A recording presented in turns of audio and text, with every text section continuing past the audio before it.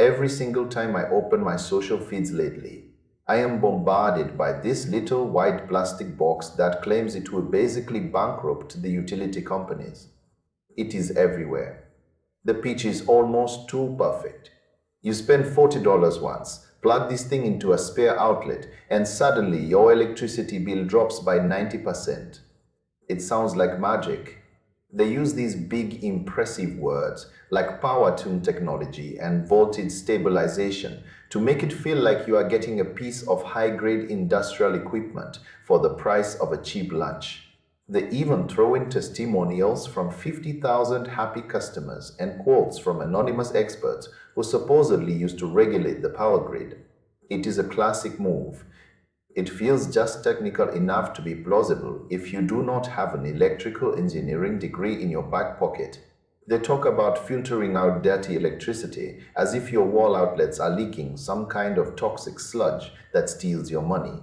But we have to look at what is actually happening behind that little plastic shell.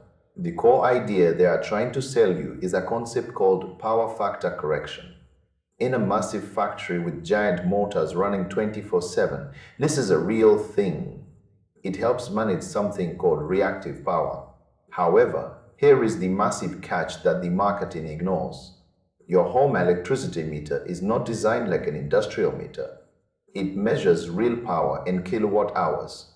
That is what you are built for. Your utility company does not even look at reactive power for residential homes.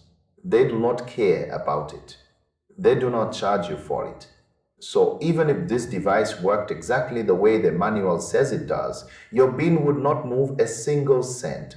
It is physically impossible because of how the meter on the side of your house is wired. When people actually tear these things open, they find nothing but a tiny capacitor, a few resistors, and a little light. That light is actually the only thing doing any real work, but it is working against you. Independent testing from safety groups has shown that these devices can actually increase your energy usage because that little green light needs power to stay on.